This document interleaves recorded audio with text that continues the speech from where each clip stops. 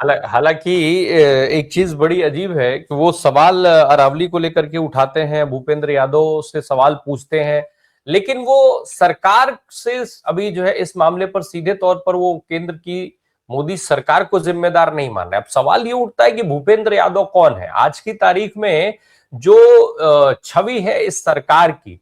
ऐसे में लगातार ये एस्टेब्लिश हो चुका है कि फैसले केवल दो लोग लेते हैं, एक का नाम है नरेंद्र मोदी और दूसरे का नाम है अमित शाह। तो अब वो अरावली खोदी जा रही हो या नहीं खोदी जा रही हो, इन दोनों में भूपेंद्र यादव जवाब दें या नहीं दें, लेकिन सवाल तो आकर के देश के प्रधानमंत्री से अंततोगत्वा सीधा सीधा होना चाहिए। क्यों?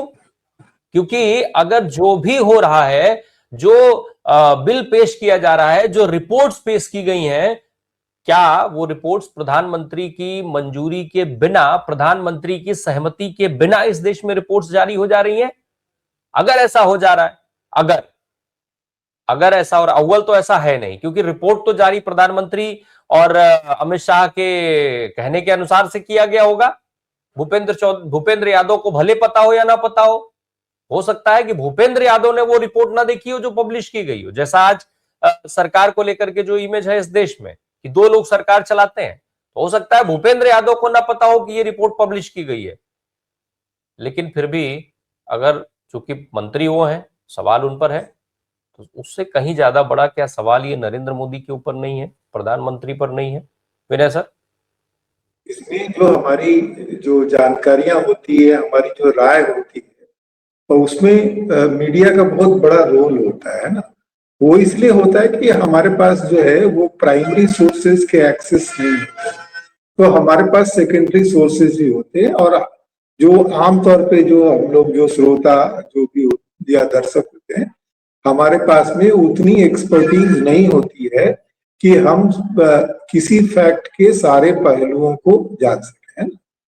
तो यहाँ दो दो बात बहुत गौर करने की है। एक बात तो ये कि अरावली जो खोला जा रहा है सरकार की तरफ से, जो कहा जा रहा है कि सिर्फ 2% में खोला जा रहा है, तो उसमें ये ध्यान में रखना चाहिए कि अरावली में ऐसा क्या क्रिटिकल मिनरल मिला है या ऐसा क्या स्ट्रेटेजिक मिनरल मिला है जिसकी वजह से जो है वो दिल्ली जो पहले से ही पॉल्यूशन के इतने भीषण खतरे झेल रही है, उसको और एक्सपोज किया जाए।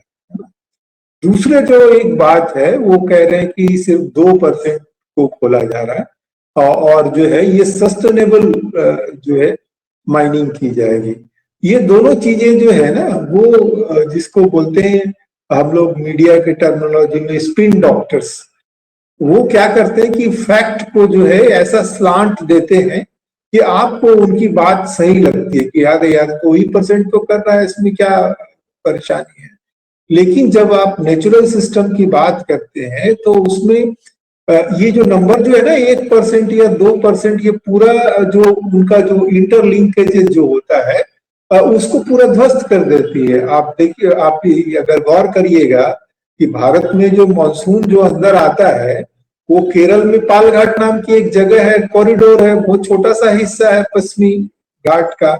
अगर वो नहीं होता तो इधर बारिश ही ठीक से नहीं होती, मानसून इधर से नहीं आता, क्योंकि वो पूरा बारिश फिर जो है वेस्टर्न घाट के उधर वेस्टर्न साइड में हो जाता है। तो मैं ये सिर्फ इसलिए कह रहा हूं। और एक और केस जो है मैं वो कोट करना चाहता हूं, जिसका प्रशांत भूषण जिस केस के जरिए फेमस हुए थे, वो देहरादून में लाइमस्टोन माइनिंग की बात की थी, जहां पे ये तर्क दिया गया था कि ये जो लाइमस्टोन जो है वो स्ट्रेटेजिक ग्रेड का है और इसको करना बहुत जरूरी है, और उसकी वजह से वहां पर भीषण जल संकट हो रहा था। तो उस समय में जो है वो एजेंसियों ने, सुप्रीम कोर्ट ने हस्तक्षेप किया कि भाई आप जो बाकी चीजें इंपोर्ट कर सकते तो ये भी इंपोर्ट कर सकते हैं, इतने लोगों का जो लाइवलीहुड है और जीवन संकट में आप क्यों डाल रहे हैं। ये एक बात। पर जो असली आपने कहा कि अचानक से जो है अर्नब गोस्वामी जो है वो क्यों इतना मुखर हो गए हैं, उनको क्यों इतनी चिंता हो गई है, वो जो पूछता है भारत की आवाज जो है वो फिर से बुलंद करना चाहिए, है ना। मीडिया के टर्मिनोलॉजी में कहते हैं कि क्या कहा जा रहा है इससे बहुत ज्यादा जरूरी होता है कि कौन कह रहा है, उसकी क्या क्रेडेंशियल है और किस वजह से कह रहा है ना। हाल के दिनों में दो मीडिया के टर्म बड़ा आए, पहला भी यूएस के मेहरबानी से आया, दूसरा भी यूएस की मेहरबानी से आया। जब गल्फ वार हुआ तो एक टर्म आया इम्बेडेड जर्नलिस्ट, है ना। उसमें यह था कि भाई जो मिलिट्री जिन जर्नलिस्ट को ले जाएगी वही जाएंगे और वही बताएंगे क्या हुआ है, क्या सच है, क्या सच नहीं है। और जो उस कवर से बाहर के होंगे वो भले इजराइल में किसी होटल में रह रहे हो और मिसाइल मार करके उसको ध्वस्त कर दिया, है ना। तो वो तो इम्बेडेड जर्नलिस्ट थे। और अब ये जो दूसरा टर्म आया है ये आया कंप्लेंट मीडिया, है ना।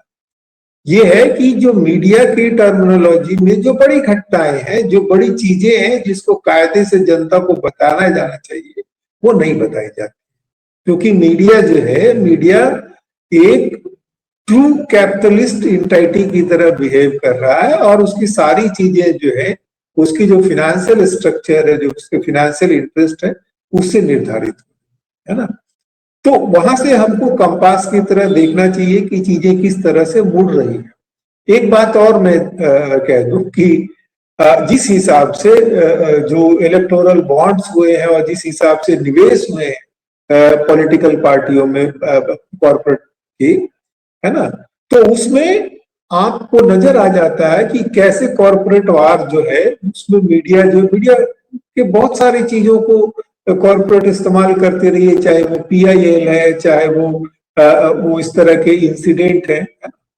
तो दिल्ली में जो है ये पॉल्यूशन के साथ साथ एक बहुत बड़ा मल्टी मिलियनर मार्केट जो है वो एयर प्यूरिफायर का भी है ना, वो भी चल रहा है साथ साथ, है ना।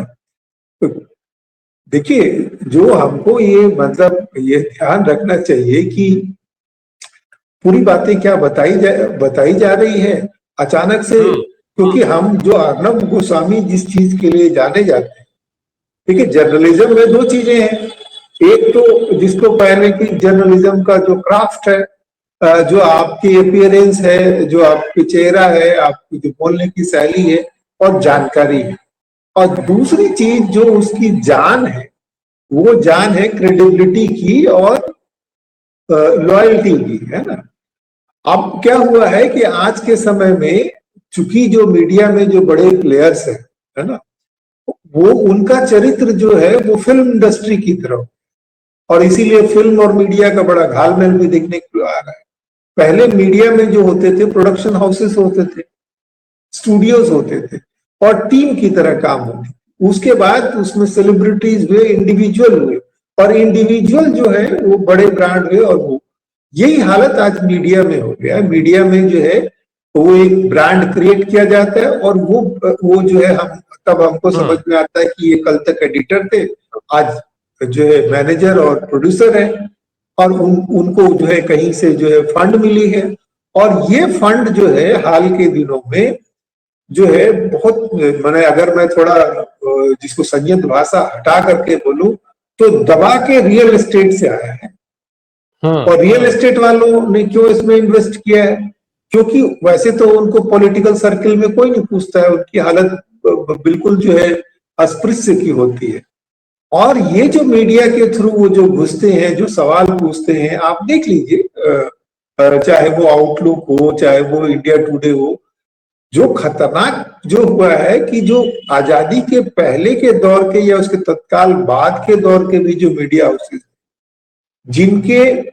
जिन्होंने मीडिया इंडस्ट्री में इसलिए कदम रखा था कि पहला कि वो देश की आजादी में कुछ अपना योगदान दे पाए, और उसके तत्काल बाद कुछ लोग आए थे जिनको लगा था कि वो एक ईमानदार कोशिश है, एक अगर इकोनॉमिक ये भी रहे तो भी वो एक ईमानदार है। अब उसके बाद से जो मीडिया हाउसेस में जो चरित्र में परिवर्तन आया है, वो आया है जो फॉरेन डायरेक्ट इन्वेस्टमेंट को आप देख लीजिए। दिल्ली में जितने मीडिया हाउसेस थे उनके पास में जो जमीन थी उन लोगों ने, सारे लोगों ने उसका रियल एस्टेट की तरह इस्तेमाल करना शुरू कर दिया। सारे लोगों ने ऑफिस उठा करके दिल्ली से बाहर कर दिया, जो बॉम्बे में टेक्सटाइल मिल्स ने की। है ना। तो ये पूरी मैं थोड़ा डाइवर्ट इसलिए हो जा रहा हूँ क्योंकि ताकि आप ये समझ सके कि मीडिया का क्या, इंडिया में जो प्राइवेट टीवी चैनल्स जो आए, वो आए ही इसलिए कि ताकि जो सरकार की जो कानून की जो सख्ती है, पब्लिक ब्रॉडकास्टिंग का जो आपसे एथिक्स की अपेक्षा की जाती है, उसको तोड़ करके आप कैसे बाजार का फायदा उठा सकते, बिल्कुल। इसीलिए अब आई। और जो अर्नब गोस्वामी जो करना चाह रहे हैं, या जो जहां से भी उनके ऊपर दबाव पड़ा होगा, वो निश्चित तौर पर उनके जो इन्वेस्टर्स होंगे, और उन इन्वेस्टर की पूंछ जिसने पकड़ी होगी, ठीक है ना, उसी की वजह से इनके स्वर में बदलाव आया है। अगर नहीं तो जो है जिस पर वो हमला कर रहे हैं सुधीर चौधरी की, इसके पहले हमारे सामने बहुत अच्छा उदाहरण जो है दिलीप चौरसिया का है, जिनको दूरदर्शन में लाया गया था। और जैसे ही इलेक्शन रिजल्ट आए और लगा कि अब कांग्रेस की सरकार बन जाएगी, बीच बुलेटिन में चौरसिया जी का स्वर बदल गया, हालांकि उनको निकाल दिया गया, ठीक है ना।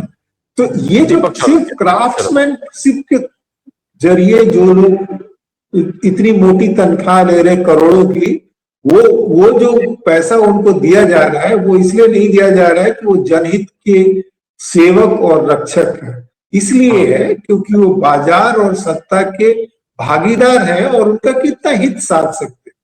अन्यथा हम सुधीर चौधरी का इंसिडेंट देख चुके हैं कि वो उनका किस तरह का जो पुरानी चीजें हैं और किस तरह से उनको पुनर्स्थापित किया। राम प्रकाश, अब ये जो परिस्थितियां हैं, हम लोग जितना समझ रहे हैं, हालांकि एक और चीज है जहां पे जो मैं अर्णव गोस्वामी की बात कर रहा हूं, एक ये जो हम समय की अगर हम बात करें, समय के हिसाब से जरा देखिए, इस समय देश के किसी राज्य में चुनाव एक राम प्रकाश जी, एक और मैं आपको आपकी लय भंग करके उस पर भी एक जोर देना चाहता हूं।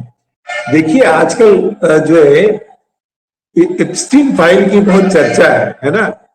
तो इप्स्टीन फाइल की चर्चा है भारत में भी। आप गौर करिए कि जो नीरा राडिया टेप कांड हुआ था, उसमें हमारे जर्नलिस्ट भी लपेटे में थे और प्रतिष्ठित जर्नलिस्ट थे, कुछ बेपर्दा हुए, कुछ बेपर्दा नहीं, है ना। तो और आप देख लीजिए उन जर्नलिस्टों को जो बड़े जाने माने थे, और उन्होंने जो है जब वो छोड़ी अपनी जो जिसको कहे कि निष्ठा छोड़ी, तो वो कैसे इंटरप्रेन्योर हुए, कैसे वो वहां से फिर वो एमपी हुए, कैसे मंत्री हुए, और फिर कैसे डिसग्रेस भी हुए। अब तो ये बड़ा मतलब जो है एक फिसलाव वाले दौर से हम लोग गुजर